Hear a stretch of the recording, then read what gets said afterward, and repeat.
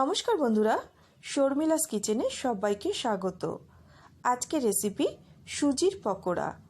হালকা হালকা ঠান্ডা পড়েছে, এই সময় বিকেলবেলা চায়ের সাথে গরম গরম পকোড়া খেতে কিন্তু বেশ ভালোই লাগে। আর সেটা যদি তৈরি করে ফেলা যায় ঘরে থাকা সামান্য কিছু উপকরণ দিয়ে, তাহলে তো কোনো কথাই নেই। চলুন তাহলে ঝটপট শিখে নিই কীভাবে তৈরি করতে হয় সুজির পকোড়া। প্রথমে একটা বাটিতে নিয়ে নিচ্ছি এই রেসিপির প্রধান উপকরণ সুজি। এখানে 100 গ্রাম মতন সুজি নিলাম। এর মধ্যে এবার দিয়ে দিচ্ছি 3 টেবিল স্পুন টক দই, দিয়ে দিচ্ছি একটা মিডিয়াম সাইজের পেঁয়াজ কুচি, হাফ টিস্পুন আদা বাটা,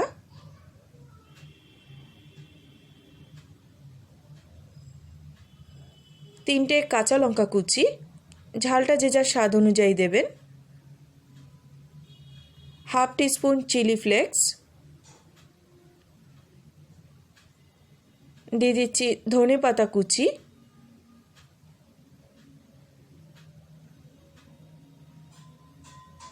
স্বাদ মতো নুন,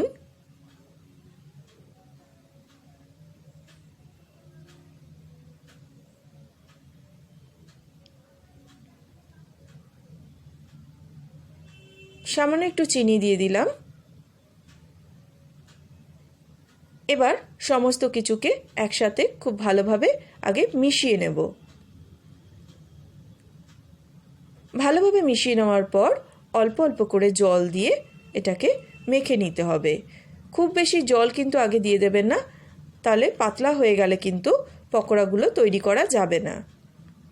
মোটামুটি 2-3 চামচ মতন জল দিয়ে আমি এটাকে মেখে নিয়েছি।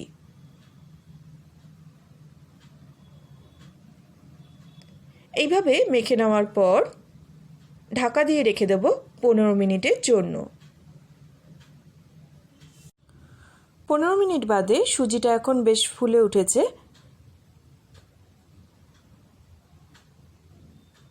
এখন এর মধ্যে দিয়ে দিচ্ছি 1 চিমটি বেকিং সোডা, আর দিচ্ছি 1.5 চামচ মতো ময়দা।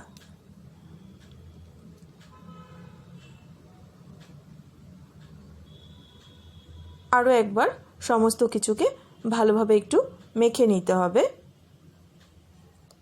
ভালোভাবে মেখে নেওয়ার পর এরকম হাতে তুলে একটু দেখে নেবেন যে পকোড়াগুলো তৈরি করা যাচ্ছে কিনা। এদিকে সাদা তেল গরম করতে বসিয়ে দিয়েছি। তেলটা গরম হয়ে গেছে, এর মধ্যে একে একে পকোড়াগুলোকে ছেড়ে দিচ্ছি।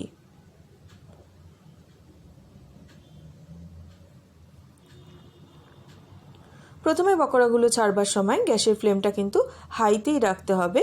তারপর একটা দিক এইভাবে উল্টে দেওয়ার পর গ্যাসের ফ্লেমটা কিন্তু একদম লোতে রেখে পকোড়াগুলোকে ভাজতে হবে।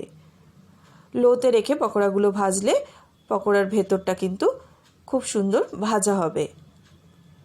একটা ব্যাচ ভাজা হয়ে গেছে, এগুলোকে আমি তেল থেকে তুলে নিচ্ছি। ঠিক একইভাবে বাকি পকোড়াগুলোকেও ভেজে নেব।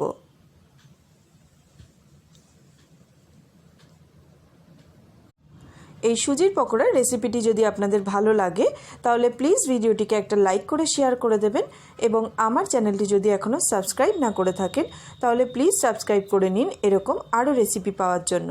পাশে থাকা বেল আইকনটি প্রেস করতে ভুলবেন না, তাহলে আমি নতুন কোনো রেসিপি আপলোড করলে তার নোটিফিকেশন আপনাদের কাছে পৌঁছে যাবে।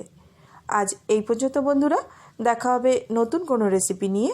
সবাই খুব ভালো থাকবেন, সুস্থ থাকবেন। নমস্কার।